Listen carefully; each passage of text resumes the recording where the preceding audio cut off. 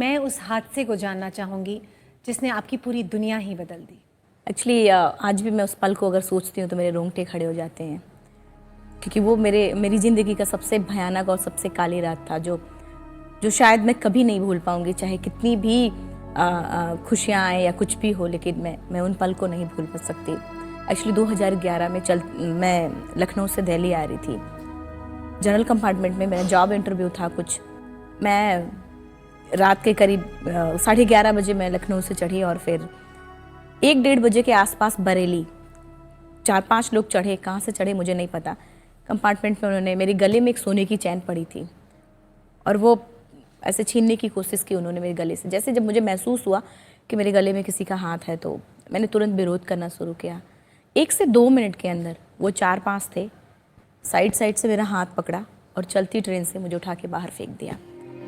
दुर्भाग्य ये था कि उसी समय दूसरे ट्रैक से ट्रेन आ गई, क्योंकि कहीं कहीं पटरी इतने करीब से चलती है। दूसरी ट्रैक से ट्रेन आई और मैं इंजन तो निकल गया, मैं डिब्बे में टकराई, फिर नीचे गिरी। बेपनाह दर्द था, लेकिन मुझे ये मैं खुद भी अंदाजा नहीं लगा पाई थी कि मेरा पैर कट चुका है। मैं दोनों हाथ ऐसे रख के उठने की कोशिश की कि मैं उठ जाऊं, लेकिन मैं उठ नहीं पा रही थी। मुझे लगा मैं उठ क्यों नहीं पा रही हूँ। थोड़ी देर बाद जब मैंने अपने थाई को उठा के ऐसे देखा तो मेरा पैर ऐसे कट के जीन्स में लटका हुआ था मुझे, और दूसरे पैर की हड्डियां मेरे टूट के जीन्स के बाहर आ गई थी। ये सब पूरा हाथ, ये हाथ, स्पाइन, जितनी छोटी आपको दिख रही हैं वो सब पूरी तरीके से पूरी एक हड्डियां टूट चुकी थी। मैं फिर भी मेरे ब्रेन कॉन्शियस एकदम काम कर रहा था और पूरी रात चिल्लाते कि कोई बचा ले, कोई बचा ले, लेकिन कोई नहीं आया। जब ट्रेन गुजरती थी तो बहुत वाइब्रेट होता था। इतने करीब थी मैं पटरी के कि लोग टॉयलेट वगैरह करते थे तो मेरे साइड में ऐसे पड़ता था। मेरा हाथ फ्रैक्चर था, मैं पोंछ भी नहीं सकती थी कि मैं ऐसे पोंछ पाऊँ। ट्रेन जब निकल जाती थी पूरा शांत सा माहौल हो जाता। चूहे होते हैं ट्रैक पे, छोटे छोटे चूहे मेरे पैर को ऐसे ऐसे मेरे ऊपर में ऐसे घूम रहे थे और मैं कुछ नहीं कर पा रही थी, लाचार। लेकिन एक हिम्मत, एक ये जरूर था कि दिमाग में था कि कोई तो बचाएगा आके। और फिर सुबह हुए और फिर गांव वालों ने मुझे उठा के डिस्ट्रिक्ट हॉस्पिटल ले जाके एडमिट कराया था।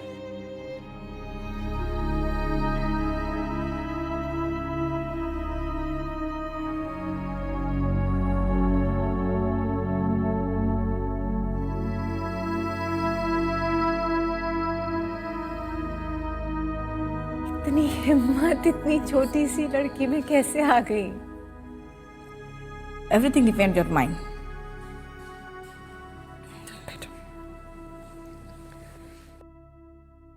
मुझे बताओ फिर, दिमाग से एकदम कॉन्शियस थी?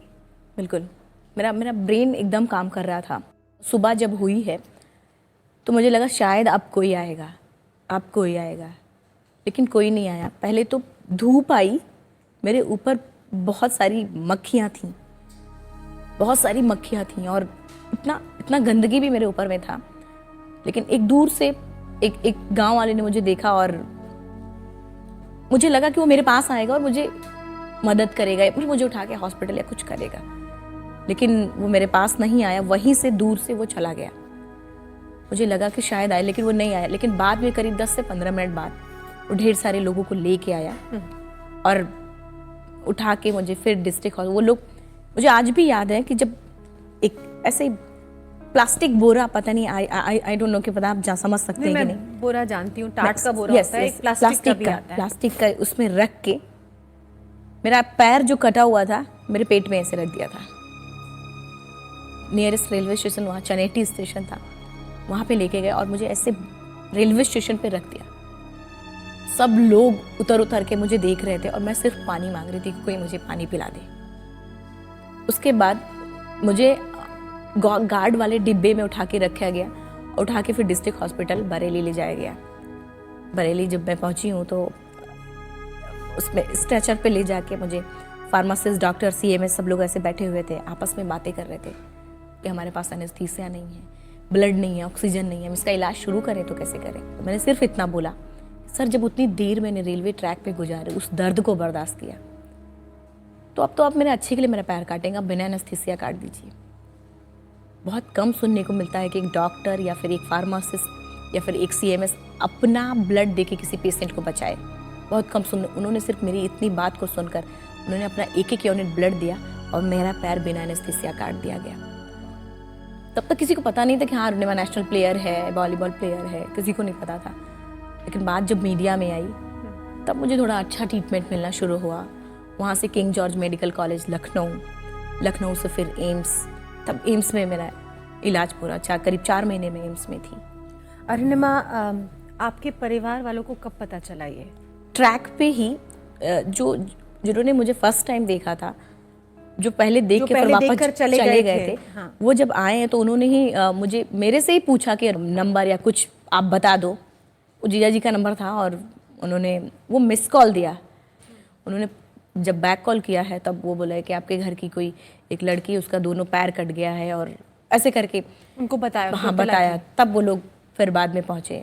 तो तब तक जो डॉक्टर साहब हैं उन्होंने आपका पैर काट दिया था? तब पैर काट के मुझे वार्ड नंबर 1 पे रखा गया था। तब भी मैं होश में थी। मुझे एक मेरा जो कटा हुआ पैर था एक पॉली बैग में मेरे बेड के नीचे में ऐसे रखा हुआ था और डिस्ट्रिक्ट हॉस्पिटल में एक छोटा ऐसे पप्पी कुत्ते का छोटा बच्चा था और वो ऐसे आया और जो मेरा कटा हुआ पैर था पॉली बैग था, वो पॉली बैग पकड़ के ऐसे खींच के भाग रहा था। मैंने और ऐसे झुक के मैंने अपने पैर को कि मेरा पैर है, मतलब कैसे लेके जाए, तो कैसे लेके जाएगा। तो फिर वो बाद में कुछ लोगों ने देखा, फिर उसको हटा दिया था। अरुणिमा एक नेशनल प्लेयर, वॉलीबॉल की नेशनल प्लेयर रह चुकी है, उसका पैर अचानक इस दुर्घटना में कट जाता है। उस बात को लेकर आपके अंदर क्या क्या सोच पैदा हो रही थी? बार बार दिमाग में ये बात आ रहा था कि शायद अब व्हील चेयर या बैसाखी मुझे आंखों के सामने दिख रहा था। डिप्रेशन में इतना ज़्यादा परेशान थे कि अपने आप डिप्रेशन में हमेशा किसी से बात करने का मन नहीं कर रहा था, किसी से कुछ भी नहीं, कोई पूछता भी था तो कुछ भी नहीं बोलते थे, बस ये कि अब कैसे क्या होगा। लेकिन जब मेरी माँ ने, मेरे ब्रदर इन लॉ ने, दीदी ने, सबने कहा कि तुम देखना, तुम जैसे पहले थी उसी तरीके से तुम पहले अभी भी चल पाओगी, कल जिस हौसले से अभी तक लड़ी हो उसी हौसले से तुम लड़ना। तो ये जो शक्ति जो आपको मिली और ये जो शक्ति आपके जिया जी ने, आपकी दीदी ने, आपकी माता जी ने दी, उनके लिए जोरदार तालियां दोस्तों।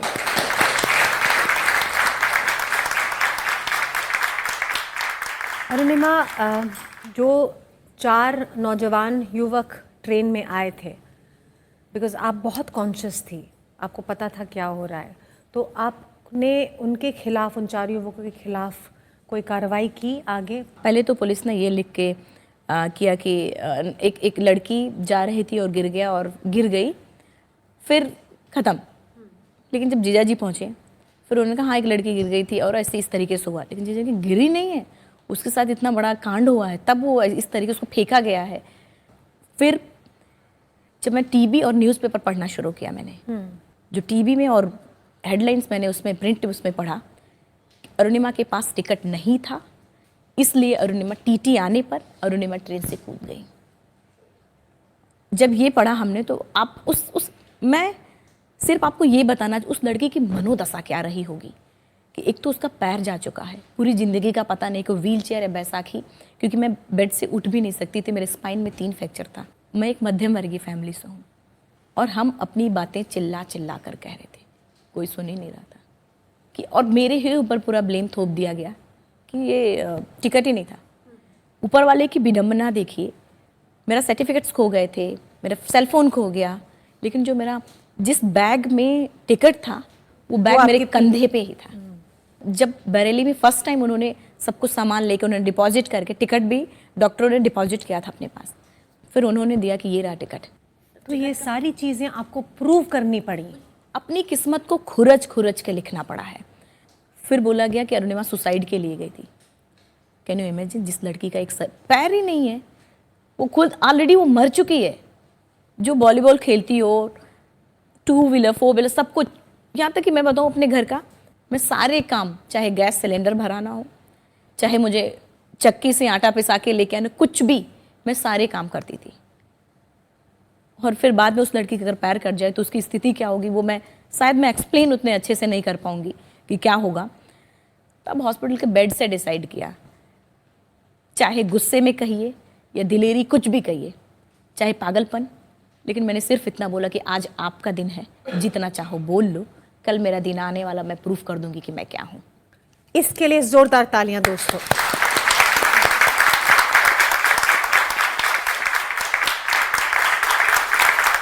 अरुणिमा शक्ति का प्रतीक है हमारी ये स्त्री शक्ति का मंच, और आप जैसी औरतों के लिए, आप जैसी हिम्मत वाली लड़कियों के लिए ही ये मंच बनाया गया है। तो मैं फिर से इस हिम्मत वाली लड़की को सलाम करती हूँ। तो वो जो अगला दिन जो आपका होना था, उस दिन क्या हुआ? अगर आप अपने गोल के प्रति अगर आप ईमानदार होते, ऊपर वाला भी आपका साथ देना शुरू कर देता है। मैं न्यूज़पेपर आया, उसमें एवरेस्ट के बारे में, उसके रूट के बारे में दिया हुआ था। भाई साहब बैठे थे, भाई साहब माई जीजा जी बैठे हुए थे, दीदी भी बैठी थी, माँ भी बैठी थी, मैं बेड के जस्ट किनारे। मैंने सिर्फ इतना बोला, क्या मैं एवरेस्ट क्लाइम नहीं कर सकती? जीजा जी ने बोला कि हाँ हाँ बिल्कुल कर सकती है। और तब हम दोनों जन ने मिलके वो प्लान शुरू किया। करीब 4 महीने के बाद, जब मैंने तो प्लान कर लिया कि मुझे एवरेस्ट जाना है, माउंटेनिंग करना है, लेकिन लोग क्या कहेंगे, मेरा पैर नहीं था। एक लड़की का जिसका पैर ना हो और वो लड़की अगर माउंटेनिंग करने की बात करे तो लोग तो कुछ कहेंगे। हर किसी ने मुझे पागल और सन की, यहाँ तक कि फ्रंट से मुझे बोला था, क्या है लंगड़ी हो गई, तेरा दिमाग भी खराब हो चुका है। क्योंकि उनकी गलती भी नहीं थी। उनके साथ ये था कि होता क्या कि हम जब तक एक एग्जाम्पल उठा के नहीं दे देते, लोग मानने को तैयार ही नहीं होते। रामायण में वो लिखा हुआ कि एक मुकम करोति पंगुलंघते, मुझे वो पूरा श्लोक तो नहीं याद है, लेकिन बाद में मुझे वो चीज़ समझ में आई कि शायद वो इसीलिए लिखा गया था कि ऊपर वाला, वो शायद ये प्लानिंग थी ऊपर वाले की। मैं नॉर्मल थी एकदम। 2013 में मेरा एक्सीडेंट हुआ, 2011 में मेरा एक्सीडेंट हुआ, और 21 मई 2013 में टॉप ऑफ द वर्ल्ड पे थी। जब लोग सोचना छोड़ देते हैं, वो ऊपर वाले ने मुझसे करवाया। अरुणिमा मुझे बताओ, इतनी मुश्किलों के बाद, इतनी कठिनाइयों को पार कर कर जब आप ऊंचाई पर चढ़ी, माउंट एवरेस्ट के समिट पर, पीक पर, टॉप पर खड़ी हुई, उस वक्त का एहसास हमारे साथ शेयर कीजिए। जब मैं टॉप ऑफ द वर्ल्ड पे पहुंची हूँ, दोनों पैर ऐसे नी के बल में थी और दोनों हाथ ऊपर करके बस चिल्लाने का मन कर रहा था कि इतनी जोर से चिल्लाऊं, इतनी जोर से चिल्लाऊं कि सबको बता दूं कि आज मैं टॉप ऑफ द वर्ल्ड पे हूँ। उन लोगों को बता दूं जो लोग ये सोचते, महिला, विकलांग, मिडिल क्लास फैमिली, जो लोग ये सोचते ज़िंदगी में एक बार कोई काम किया और फ्लॉप हुए, दोबारा ट्राई नहीं करते। मैं उनको चिल्ला चिल्ला कर बताना चाहती थी। यहाँ तक मैंने अपना पूरा मास्क निकाला। शेरपा जो मेरा गाइड था, उसने बोला, पागल है क्या तू, ऐसे कि पागल मास्क क्यों निकाल रही है? मैंने कहा नहीं, आप नहीं समझो, मुझे चिल्ला लेने दो। मैं ना तो बॉडी में एनर्जी बचती है और ना आपके पास इतना ऑक्सीजन होता कि आप चिल्ला पाएँ, लेकिन फिर भी मैंने अपना मास्क निकाला है और चिल्लाना शुरू किया। जब हम सी लेवल पे होते हैं तो शायद हमें वो अपने नेशनल फ्लैग के प्रति वो फीलिंग्स नहीं आती है, लेकिन जब हम कहीं कंपटीशन में होते हैं या फिर ऐसे टॉप पर, ऐसे पीक पर होते, अपने आप वो फीलिंग। कुछ लोग चाइना साइड से चढ़े थे और वो अपना फ्लैग लगा रहे थे, अपनी फ़ोटोज़ ले रहे थे। वो मेरे मन में आ रहा था कि मैं अपने फ्लैग को सबसे ऊपर कर दूँ। शेरपा जब मैंने उसको बोला कि फ़ोटो निकालो, तो पहले तो वो भड़क गया कि क्या है, पागल हो गई है क्या, 8848 की हाइट पे तुझे फोटोज निकालने की सूझ रही है। और मेरा ऑक्सीजन भी खत्म होने वाला था। वो बोला, तुम्हें पता नहीं तुम्हारा ऑक्सीजन खत्म हो रहा है, वापस चलो। मैंने कहा नहीं प्लीज़ फ़ोटो निकालो। किसी तरीके से उसने फ़ोटो निकाला। बात तो तब बिगड़ गई थी जब मैंने उसको वीडियो बनाने को बोला था। मुझे कई बार क्वेश्चंस भी आए थे सामने से कि वाकई में अरुणिमा, जब आपको पता था कि 8848 की हाइट पे आपका ऑक्सीजन खत्म हो रहा है, तो आपको वीडियो बनाने की क्या सूझी? ये तो सीधा सीधा सुसाइड है। लेकिन वो वीडियो मैंने बनाया क्यों? मैं एवरेस्ट टॉप पर जब थी, मुझे बहुत अच्छी तरीके से पता था कि जितना ऑक्सीजन मेरे पास है, उतने ऑक्सीजन में वापस मैं कैंप 4 नहीं पहुंच सकती हूँ। मेरा मरना तय था। वहाँ प्रैक्टिकल होता है, सब कुछ प्रैक्टिकल। इतनी ऑक्सीजन में आप नहीं जिंदा पहुँच सकते हो जितना आपके पास बचा था। इसलिए मैंने उस शेरपा को, उसने कैमरा पटक दिया था, मैंने फिर से कैमरा उठाया और फिर पकड़ाया कि ये वीडियो बनाओ, अगर मैं ज़िंदा नहीं जाती, ये वीडियो मेरे इंडिया पहुंचा देना। मैं एक मैसेज दे रही हूँ इसमें, और पूरे यूथ तक चला जाएगा कि 2011 अप्रैल को मेरा एक्सीडेंट हुआ और आज 21 मई 2013 पे मैं टॉप ऑफ द वर्ल्ड हूँ, सिर्फ 2 साल 2 के साल अंदर। के अंदर। कैसे?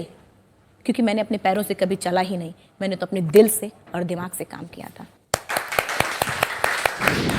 आज मेरी लाइफ का सबसे बड़ा सपना पूरा हुआ और मैं टॉप ऑफ द वर्ल्ड पे हूँ और बहुत खुश हूँ, बहुत खुश हूँ। और सबको ये मोटिवेशन देना चाहती हूँ कि हर आदमी अगर अपने लक्ष्य को बनाए तो वो कभी नहीं हार माने और वो अपने टॉप को, अपने लक्ष्य को जरूर पाएगा। इसलिए जैसे मैं, ऐसी हालात में होने के बाद भी मैं आज यहाँ हूँ।